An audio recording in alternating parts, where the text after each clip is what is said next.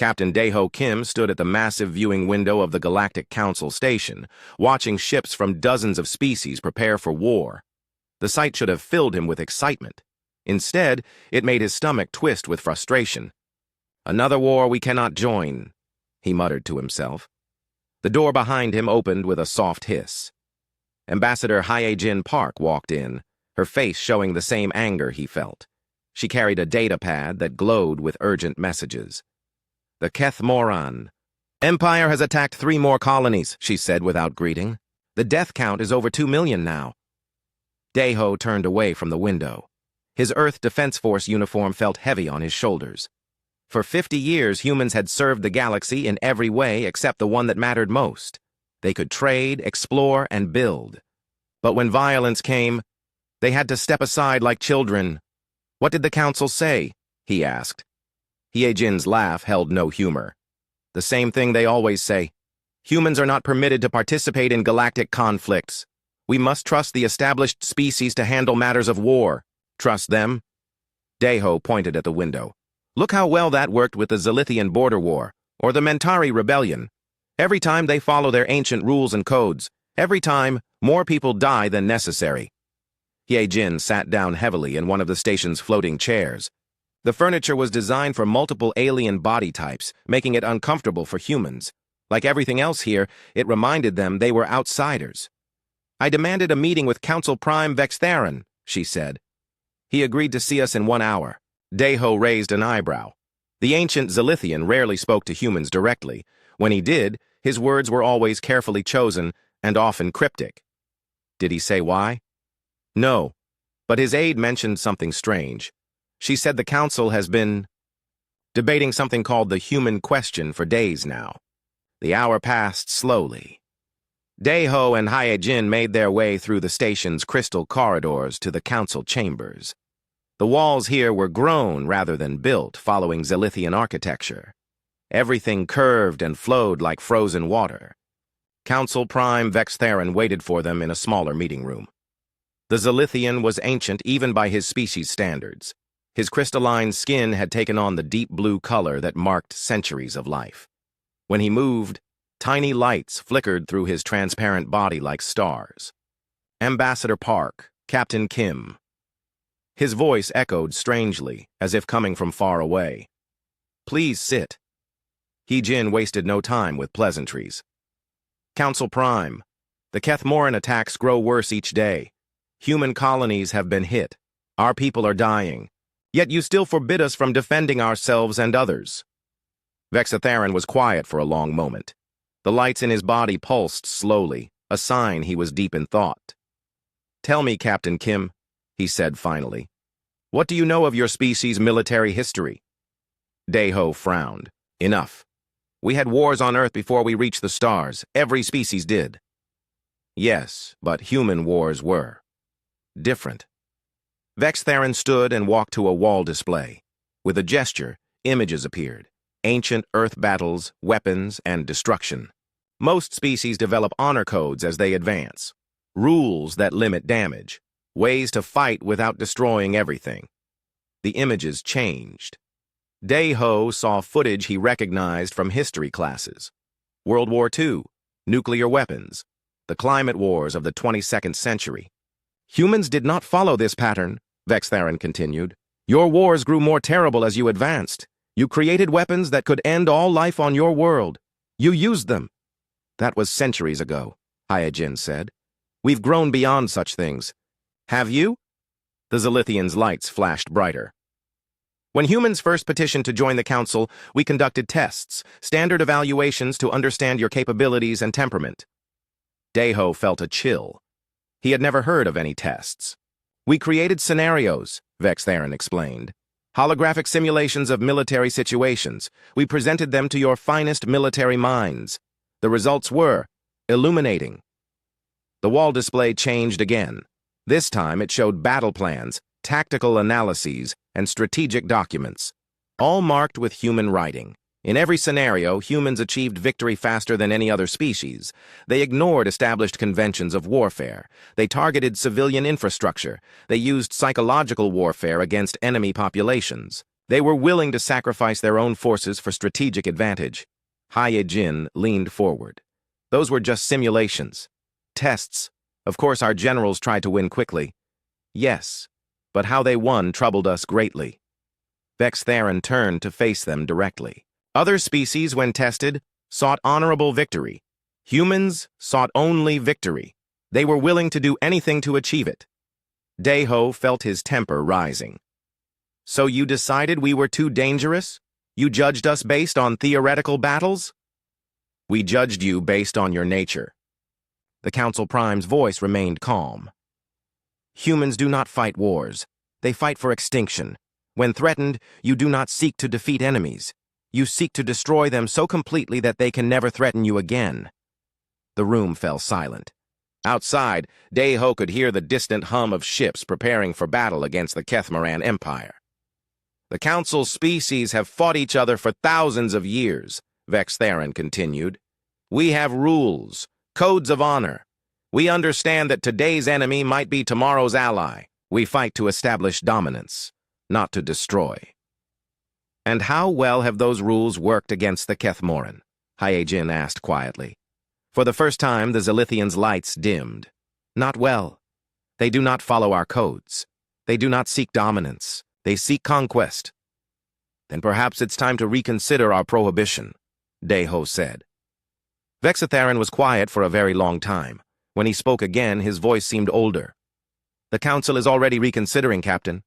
The Kethmoran advance continues. Our fleets fall back on every front.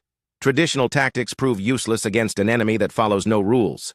He walked back to the wall display. New images appeared showing the current war. Burning colonies, destroyed fleets, and refugee streams fleeing Kethmoran space. Some council members now argue that we need human assistance. Others fear what might happen if we unleash your species upon the galaxy. Unleash? Haye-Jin's voice was sharp. We're not monsters. Aren't you? Vex Theron turned the display off. Your own history suggests otherwise. Humans have committed acts of war that other species cannot even imagine. Genocide, total destruction of enemy civilizations, the deliberate targeting of non-combatants. Daeho wanted to argue, but the words stuck in his throat. Human history was filled with such horrors. They had done terrible things to each other over the centuries. But we learned from those mistakes, he said finally. We grew beyond them. Did you? Or did you simply run out of enemies on Earth? Vex Theron's lights pulsed thoughtfully. What happens when humans face a threat like the Kethmoran? What happens when your survival is truly at stake? The meeting ended without answers. As they walked back through the station corridors, Haye-Jin was unusually quiet. Do you think he's right? She asked finally. About our nature? Daeho looked out at the gathering war fleets. Ships from a dozen species, all following their ancient codes and honorable traditions, all failing against an enemy that didn't care about honor. I think, he said slowly, that we're about to find out. In the days that followed, news from the war fronts grew worse. The Kethmoran Empire advanced on all sectors. Their bioships adapted to every weapon used against them. Their hive-mind coordination overwhelmed traditional military thinking. And somewhere in the council chambers, ancient beings debated whether to remove a 50-year-old prohibition that might save the galaxy or doom it forever. General Wu Jinli stood in the war room of Earth's Defense Command, watching holographic displays show the galaxy burning. Red markers indicated Kethmoran-controlled systems. There were far too many of them, and more appeared each day. Sir, another report from the Altarian front, Lieutenant Hanul Shin said, approaching with a data tablet. Her young face was pale from weeks of processing terrible news. Wu Jin took the tablet and read quickly. The Altarian 7th Fleet had been destroyed at the Kepler Junction. 3 million crystalline warriors dead in less than 6 hours. The Kethmoran bioships had simply absorbed the Altarians' energy weapons and turned them back on their creators. How many fleets is that now? He asked. 17 major formations completely destroyed, Hanul replied. The Mentari lost their entire psychic guard last week. The Florians' bioengineered defenders are being turned against their own cities. Wu Jin set down the tablet and rubbed his tired eyes. For 2 months he had watched the galaxy's greatest, Military forces crumble before an enemy that fought like nothing the Council species had ever seen. Dr. So-Young Choi entered the war room, carrying her own stack of reports. The xenobiologist had been studying Kethmoran behavior patterns since the war began. Her findings were disturbing. The enemy's adaptation rate is increasing, she announced without greeting. Each battle teaches them something new. They're not just learning our weapons and tactics. They're learning how we think. She activated a holographic display showing Kethmoran battle formations. The bioships moved in patterns that seemed almost organic, flowing around enemy positions like water. Traditional. Galactic warfare is based on honor codes developed over thousands of years, So-Young explained. Both sides follow the same basic rules. You target military assets. You avoid civilian populations unless they're directly supporting the war effort. You accept surrender. You negotiate ceasefires. The display changed to show recent battle footage. Kethmoran ships ignored these conventions completely. They targeted hospitals, schools, and cultural centers. They gave no quarter to surrendering enemies. They poisoned worlds to deny them to future use. The Kethmoran don't understand these rules, So-Young continued. To them, everything is a valid target. Everyone is a threat to be eliminated. They fight for extinction, not victory. Wu Jin studied the patterns on the display. He had spent 40 years in the military, fighting pirates and rebels in the outer systems. But those had been limited conflicts with clear objectives. This was something else entirely. What about their command structure? He asked. That's the most terrifying part, So-Young replied. They operate as a true hive mind. No individual commanders to target. No communication lines to disrupt. Every ship, every soldier, every weapon is controlled by a collective intelligence that spans their entire empire. Commander Jinwoo Nam spoke up from his position at the communications console. The former stealth ship captain had been monitoring Galactic military channels since the war began.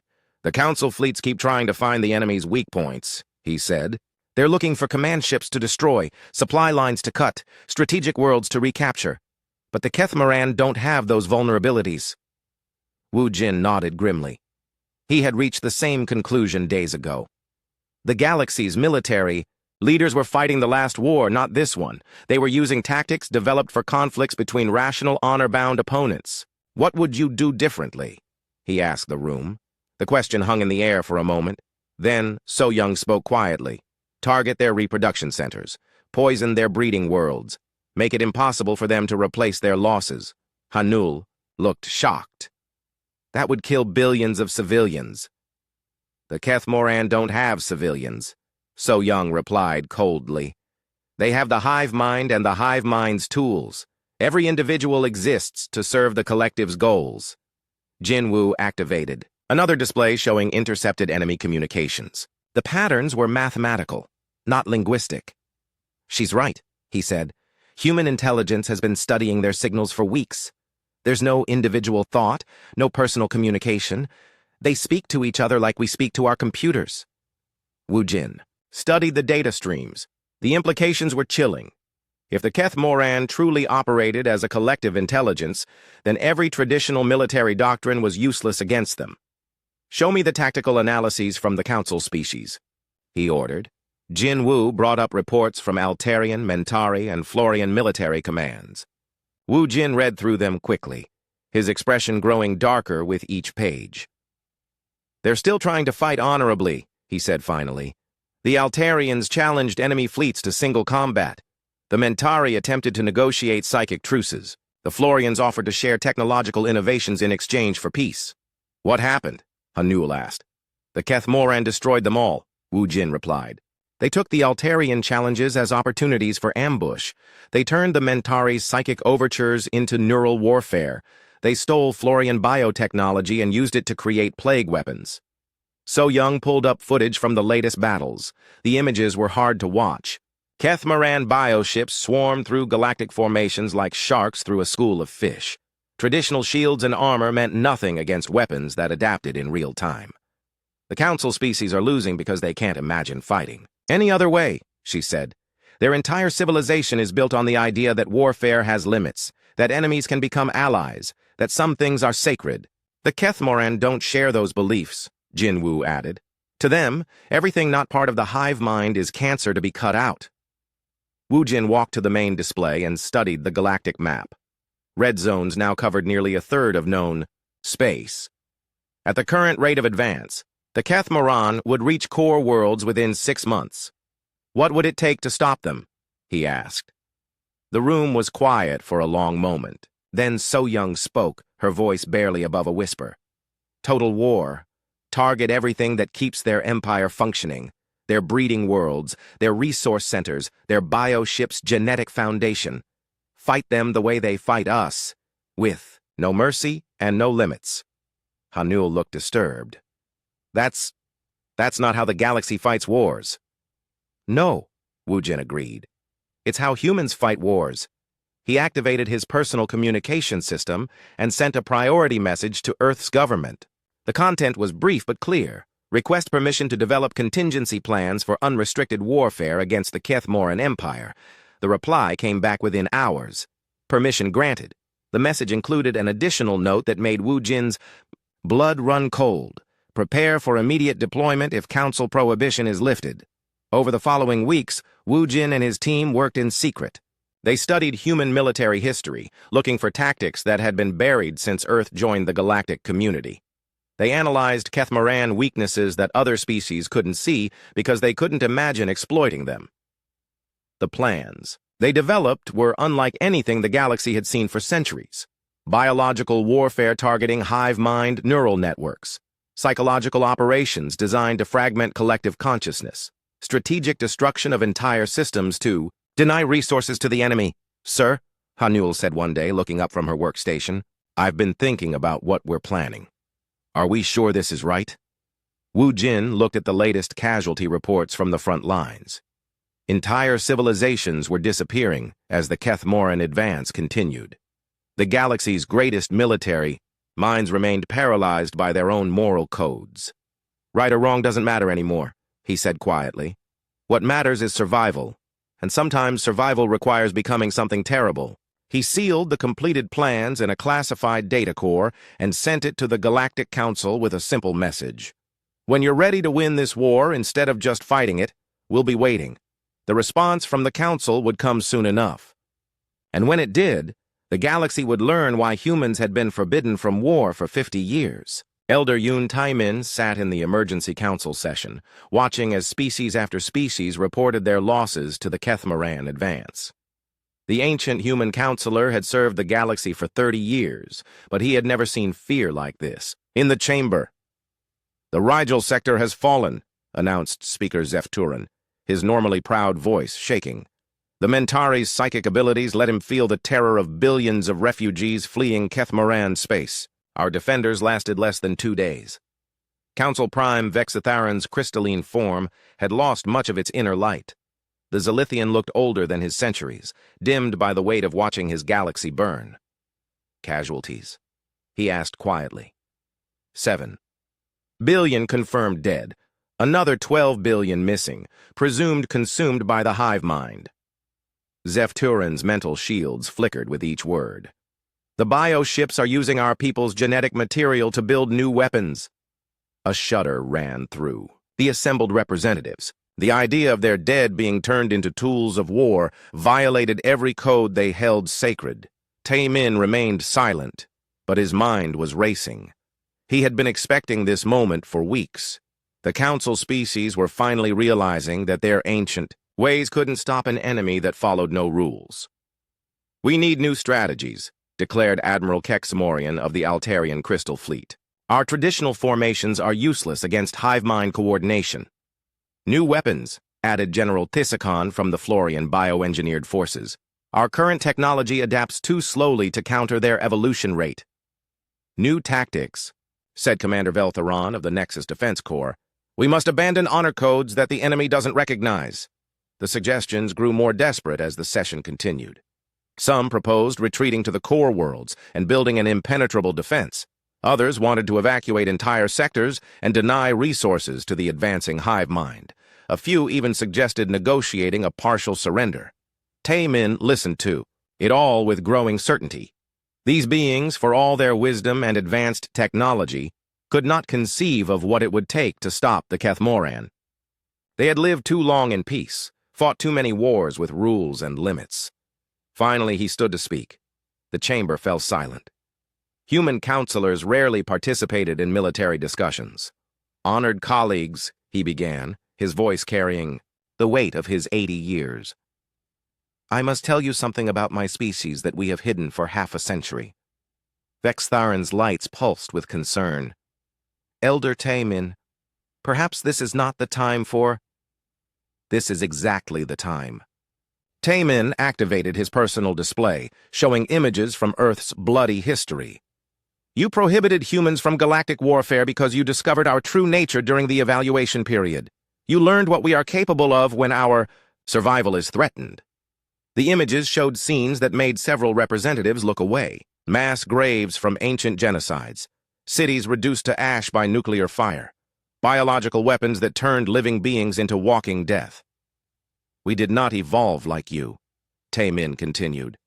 "While your species developed honor codes and limited warfare, humans perfected the art of total destruction. We learned to fight not just armies, but entire civilizations." He changed the display to show more recent history. The climate wars of the 22nd century, where desperate human factions had poisoned entire continents. The colony rebellion of 2298 ended when Earth forces sterilized 3 worlds rather than allow them to secede. "These are not proud moments in our history," Taemin admitted. "But they represent what humans become when we face extinction. We don't seek honorable defeat. We seek to ensure our enemies can never threaten us again." Commander Veltheron stood angrily. "Are you suggesting we abandon everything that makes us civilized?" "I'm suggesting that civilization is a luxury we can no longer afford." Taemin's voice hardened. "The Kethmoran don't care about your codes of honor. They will consume every world in this galaxy unless someone stops them permanently." He activated a new display showing human military analyses of the current war. The tactical assessments were brutal in their clarity. Human strategists have identified 17 critical weaknesses in Kethmoran operations, he announced. Exploiting them would require tactics that violate every galactic convention. Biological warfare targeting their hive mind connections.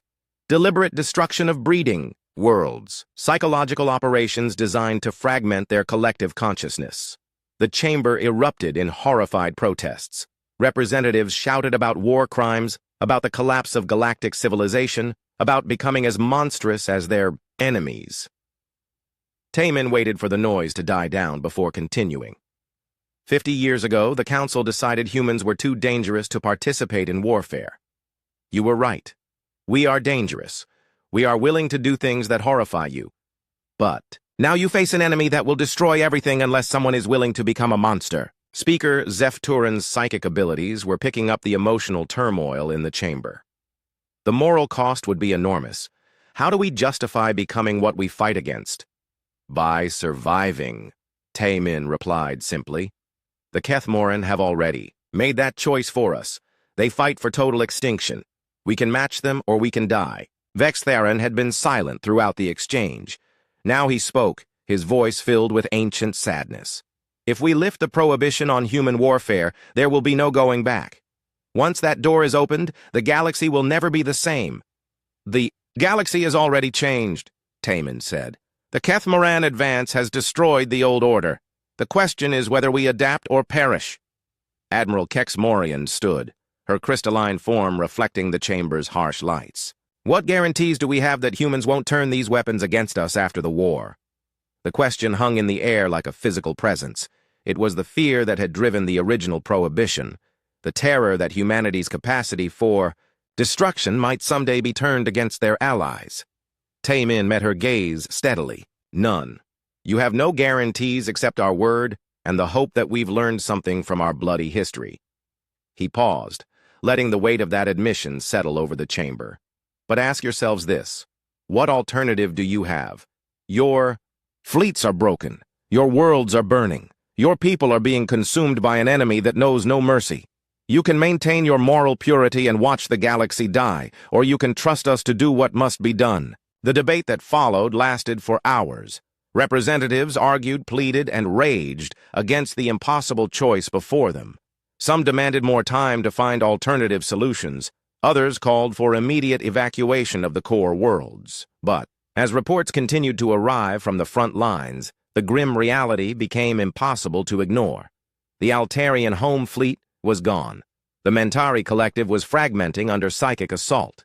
The Florian bio-worlds were being turned into Kethmoran breeding grounds. Finally, Council Prime Vexitharan called for silence. His ancient voice carried the weight of millennia.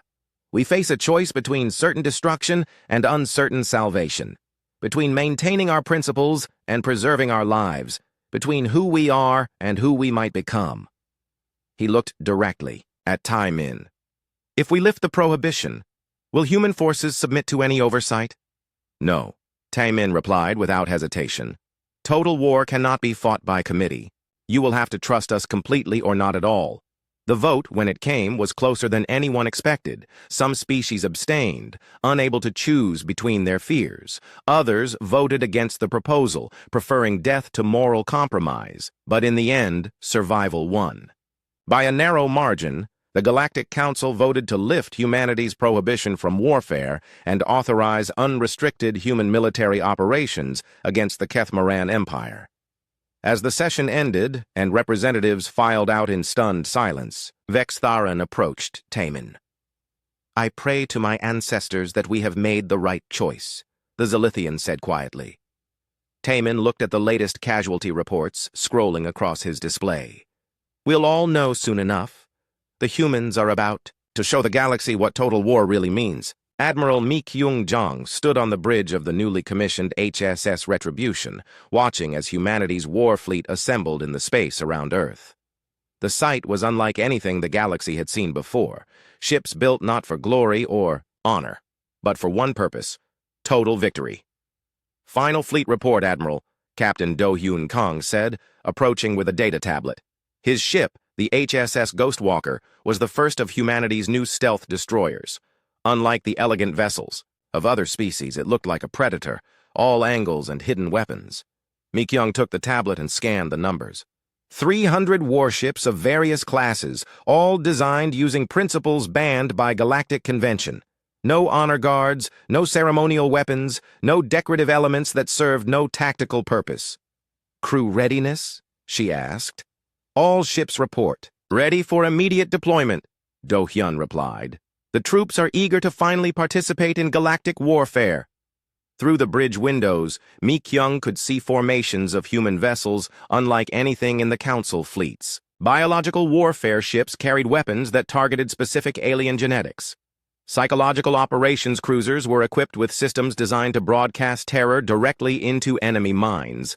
Planet-killer dreadnoughts mounted weapons that could crack worlds in half.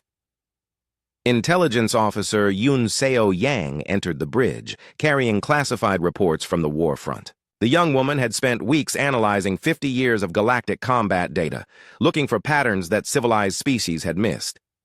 The latest from the Kethmoran advance, she announced. They've broken through the Nexus defense line. Estimated time to reach core worlds, 4 months. Mi Kyung studied the tactical displays. Red zones now covered half the galaxy, and they were expanding faster than ever. The Council species had thrown everything they had at the hive mind empire, and it wasn't enough. Analysis of enemy weaknesses? She asked.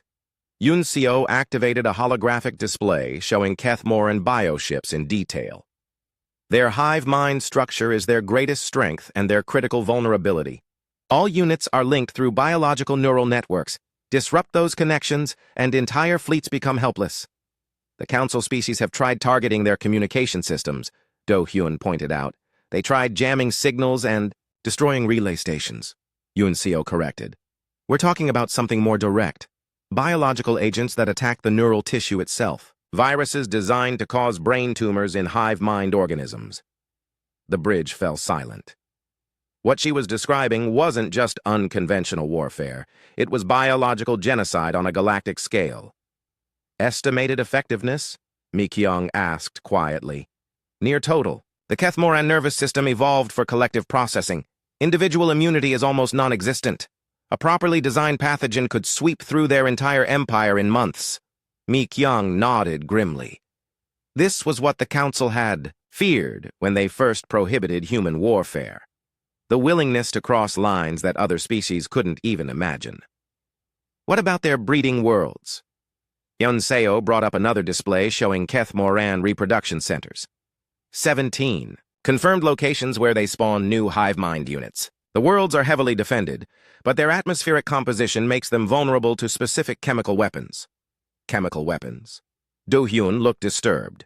Against civilian populations?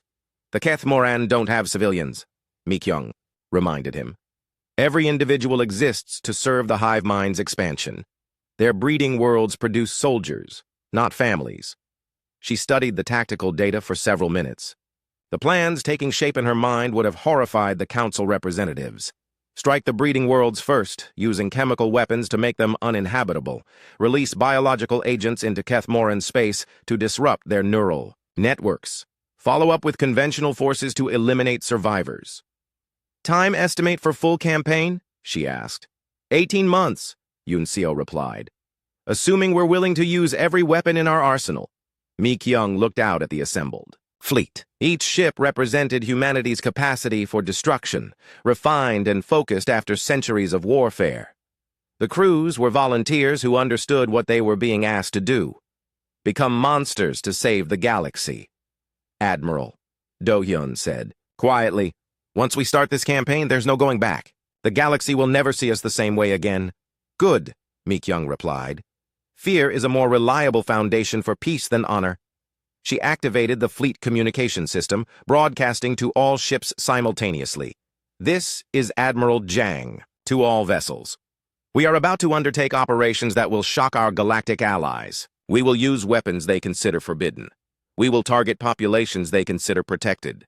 We will fight a war they cannot imagine fighting. She paused, letting her words sink in. The Council species prohibited us from warfare because they recognized our true nature.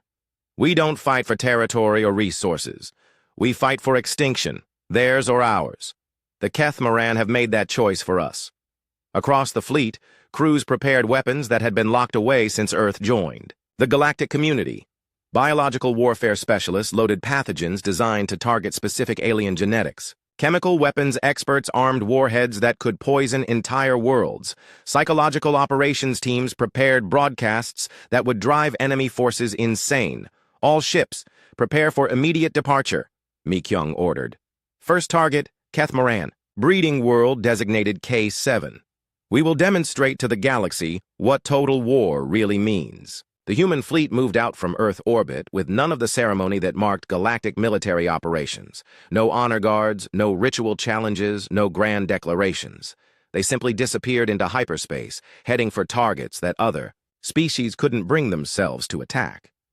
On the bridge of the Retribution, Mi-kyung studied intelligence reports from the front lines.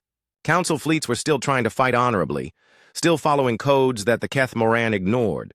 They were losing because they couldn't adapt to an enemy that recognized no limits.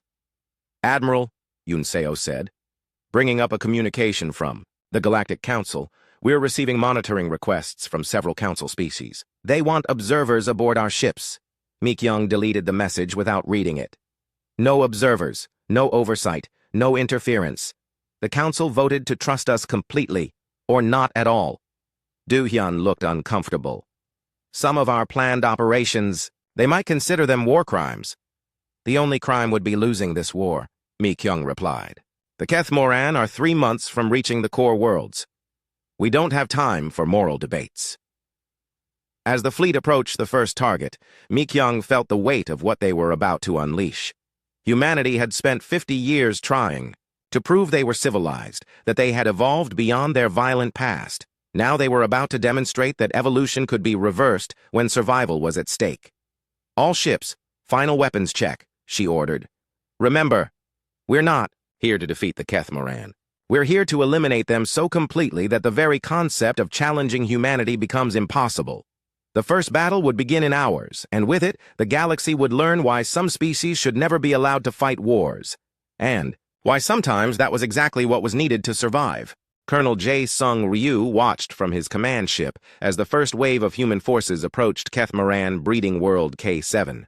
The planet was a massive organic structure covered in bioships that grew like fruit from towering neural trees. It was beautiful in its alien way, and it had to be completely destroyed.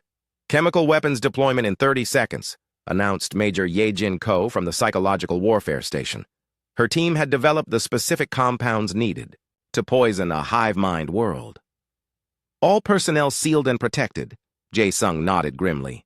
What they were about to do violated every galactic convention, but the Keth Moran had left them no choice. While Council fleets fought with honor and lost, humanity would fight for extinction and win. Deploy all weapons, he ordered. The first wave wasn't the massive explosions that marked traditional space battles. Instead, thousands of small pods scattered across K7's atmosphere, releasing invisible death. Chemical agents specifically designed to attack Keth Moran neural tissue began seeping into the planet's biostructures. Within hours, the effects became visible. The towering neural trees began to wither and die, bioships still growing in there, organic cradles shriveled like diseased fruit. The planet's hive mind song, which had coordinated millions of organisms, fell silent. "Sir," Sergeant Byung-ho Lim reported from the ground assault preparation team, "orbital bombardment has cleared all defensive positions. The world is ready for surface operations." Jae-sung studied the tactical displays. K7 had been defended by over 50,000 bioships and countless ground organisms. Now it was a dying world, its defenders poisoned by weapons that attacked their very ability to think collectively. "Begin surface sterilization," he ordered. Human ground forces landed on K7 wearing full environmental suits. Their mission wasn't to capture territory or resources. It was to ensure that nothing could ever live on this world again. They planted nuclear charges in the planet's core structures and released additional biological agents designed to break down organic matter at the molecular level. Meanwhile, Major Yejin Ko's psychological warfare teams were broadcasting across all Keth Moran communication frequencies. The messages were designed to exploit the hive mind's collective consciousness, introducing concepts that would fragment their unified thinking. "Sir, we're detecting massive neural disruption across adjacent Keth Moran systems," she reported. "The psychic shock from K7's death is affecting hive mind coordination across the entire sector." This was the human advantage that Council species couldn't understand. They didn't just fight individual battles, they fought to destroy the enemy's capacity for future resistance. Every victory was designed to make the next battle easier. "What's our casualty count?" Jae-sung asked. 17 wounded, 0 dead, Byung-ho replied. The Keth Moran defenders were incapacitated before they could mount effective resistance. The colonel nodded with satisfaction. Traditional galactic warfare would have cost thousands of lives to achieve the same objective. Human methods were more effective precisely because they were considered unthinkable.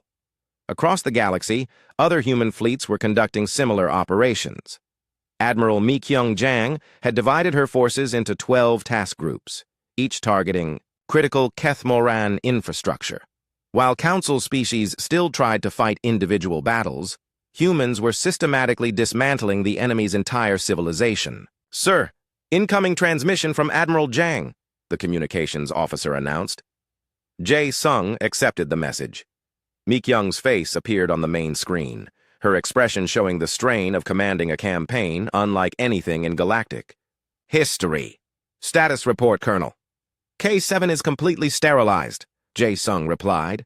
"The breeding facilities are destroyed, and we've confirmed neural network disruption across the entire sector. Estimated Keth Moran losses: 47 million organisms." "Excellent. Proceed to secondary targets. Intelligence reports indicate the enemy is attempting to adapt to our biological weapons." This was expected. The Keth Moran's greatest strength was their ability to evolve in response to new threats, but human strategists had planned for this, developing multiple weapon systems that attacked different vulnerabilities. "Understood, Admiral. How are the other task groups performing?" "Beyond expectations. Task Group 7 has eliminated 3 breeding worlds in the Outer Rim. Task Group 12 successfully tested our anti-hive mind virus on a minor colony. Estimated enemy losses across all fronts: over 200 million organisms." The numbers were staggering. In 1 week, human forces had killed more Keth Moran than Council fleets had eliminated in months of traditional warfare. The efficiency was terrifying, even to those implementing it. "Sir," Major Yejin Ko interrupted, "we're receiving communication attempts from several Council species. They're requesting status updates on our operations." Jae-sung looked at the Communication requests. Altarian Crystal Fleet Command wanted to coordinate joint operations. The Mentari Collective was offering psychic support. Florian bioengineers requested access to human biological weapons data. Deny all requests, he ordered. This isn't a joint operation. The Council voted to give us complete autonomy. He understood their concern. Human forces were achieving victories. That had seemed impossible, using methods that horrified galactic civilization. The Council species wanted to participate, but they couldn't bring themselves to cross the moral lines that total war required. Colonel, Byung-ho said, bringing up new intelligence reports. We're detecting Kethmaran fleet movements.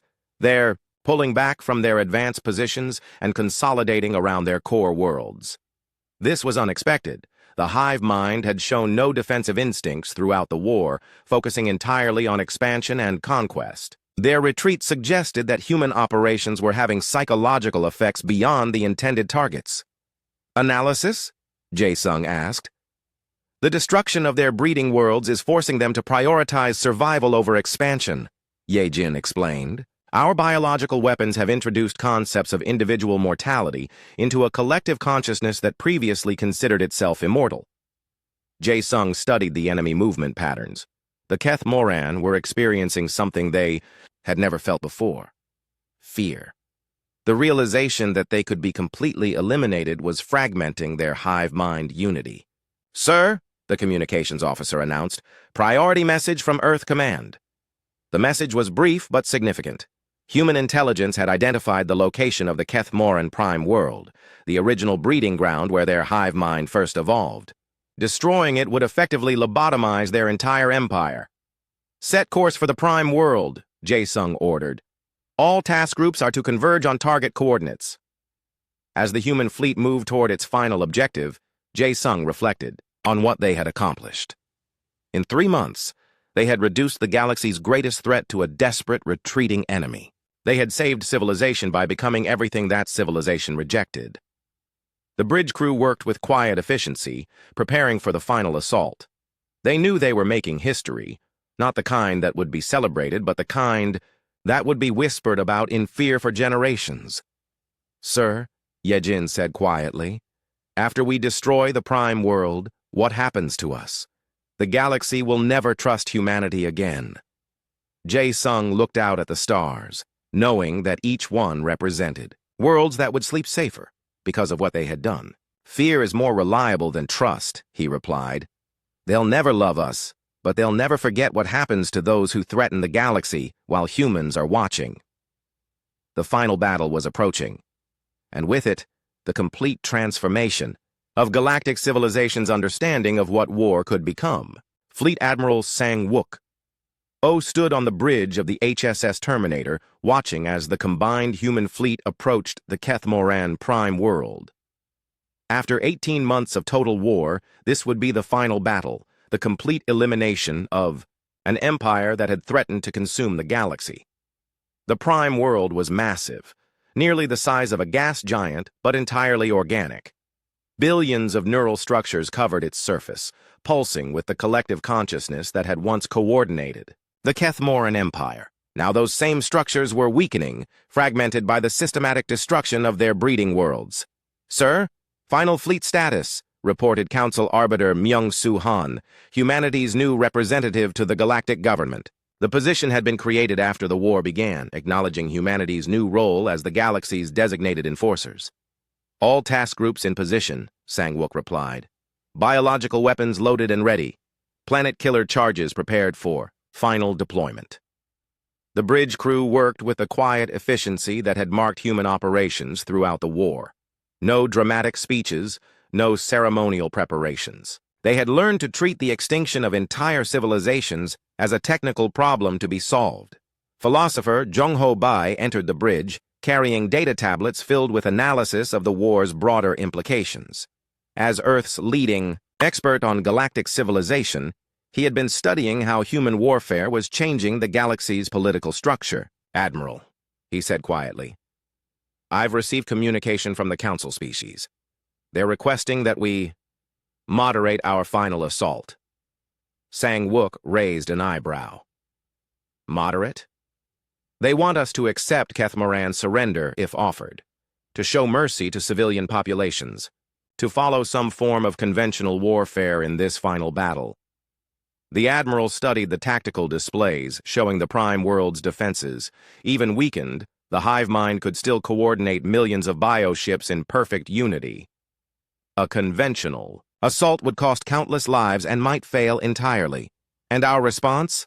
I told them that humans don't fight wars to achieve dominance, Jong-ho replied. We fight wars to eliminate threats permanently. The Kethmoran surrender would be temporary. Their rebuilding would be inevitable. Total extinction is the only guarantee of lasting peace. Through the bridge windows, they could see the assembled human fleet. 300 ships designed for one purpose, complete destruction of an enemy that threatened galactic civilization. The vessels looked nothing like the elegant craft of other species. They were tools of extinction, brutal and efficient. Sir, the communications officer announced, we're receiving a transmission from the Prime World. The Kethmoran are attempting to communicate. This was unprecedented. Throughout the war, the hive mind had shown no interest in negotiation or surrender. Their collective consciousness had recognized only expansion and consumption. Put it through, Sang-wook ordered. The main screen flickered, showing an image unlike anything they had seen before. Instead of the usual hive mind unity, individual Kethmoran faces appeared, dozens of them, all speaking in unison but showing distinct expressions of fear. Human destroyers, they said in broken galactic standard language. We offer cessation of hostilities. We will withdraw to our original systems. We will limit expansion. We seek survival. The bridge fell silent. The offer represented everything the Council species had wanted: a negotiated end to the war, preservation of enemy populations, a return to traditional diplomatic solutions. Sir, the weapons officer asked. Orders? Sang-wook studied the alien, faces on the screen. For the first time in their species' history, the Kethmoran were experiencing individual fear of death. The systematic destruction of their empire had introduced concepts of mortality and limitation into a consciousness that had never known such things. Denied, he said quietly. Continue with the final assault. But sir, Myung-soo protested, they're offering surrender. The galaxy expects us to show mercy to defeated enemies. The galaxy expected the Council species to stop the Kethmoran advance, Sang-wook replied. That didn't work out well. We're not fighting for territory or dominance. We're fighting to ensure this threat never emerges again. He activated the fleet communication system. All ships, commence final bombardment. Biological weapons first, followed by nuclear sterilization. I want this world reduced to molecular debris within 6 hours. The assault began with invisible death. Biological agents designed specifically to attack Kethmoran neural tissue were deployed across the Prime World's atmosphere. Within minutes, the massive neural structures covering the planet's surface began to convulse and die. The collective scream that emerged from the dying hive mind was broadcast across all frequencies. On ships throughout the galaxy, Council species, crews listened in horror as an entire civilization died in agony. Sir, Jong-ho said, his face pale. We're receiving desperate communications from the Council. They're ordering us to cease operations immediately. Too late, Sang-wook replied, watching as nuclear charges began detonating across the Prime World's surface. The weapons are deployed. The process cannot be stopped. The death of the Prime World took 6 hours, just as planned. When it was finished, nothing remained but radioactive debris spreading through space. The Kethmoran Empire, which had threatened to consume the galaxy, no longer existed. Final casualty report? Sang-wook asked. Estimated enemy losses. 3 billion organisms, the intelligence officer replied. Human casualties across the entire campaign. 437 dead, 1,600 wounded. The numbers told the story of human warfare.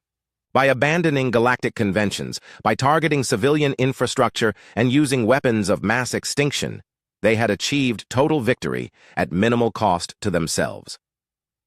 Sir, Myung-soo said quietly. Transmission from the Galactic Council. They're formally thanking humanity for ending the Kethmoran threat, but they're also implementing new restrictions on human military operations. Sang-wook smiled grimly. What kind of restrictions? Human forces are to be used only against existential threats to galactic civilization. We're prohibited from participating in conventional warfare between Council species. Our weapons of mass extinction are to be sealed except in emergency circumstances. In other words, they want us available as their final option, but they don't want us participating in their regular conflicts. Exactly. Sang-Wook studied the debris field that had once been the Prime World. The galaxy was safer now, but the price of that safety was the transformation of humanity into something that other species feared more than they trusted. Admiral Jong-ho said, "I've been analyzing the war's long-term implications. The galaxy will never be the same. Every species now knows what humans are capable of when threatened. Fear of us will shape galactic politics for centuries." "Good," Sang-Wook replied. "Fear prevents conflicts better than honor codes. No species will risk awakening humanity's capacity for total war." As the human fleet prepared to return to Earth, Sang-Wook reflected on what they had accomplished. They had saved galactic civilization by demonstrating that some threats required monstrous solutions. The Council species would return to their honor codes and limited warfare, secure in the knowledge that humans would do what they could not when survival was at stake. "Sir," the navigation officer announced, "course laid in for Earth. All ships ready for departure." "Proceed," Sang-Wook ordered. "It's time to go home." The human fleet disappeared into hyperspace, leaving behind a galaxy that finally understood why humanity had been prohibited from warfare for 50 years. They were too effective, too willing to cross moral lines, too capable of turning war into extinction. But as the Council species rebuilt their shattered fleets and returned to their ancient codes of honor, they all shared the same quiet knowledge. If another existential threat ever emerged, humanity would be waiting. And next time, the galaxy would not hesitate to unleash them. The prohibition was gone forever. In its place was something far more powerful, the understanding that some species should never be allowed to fight wars, except when the alternative was the death of everything they were sworn to protect.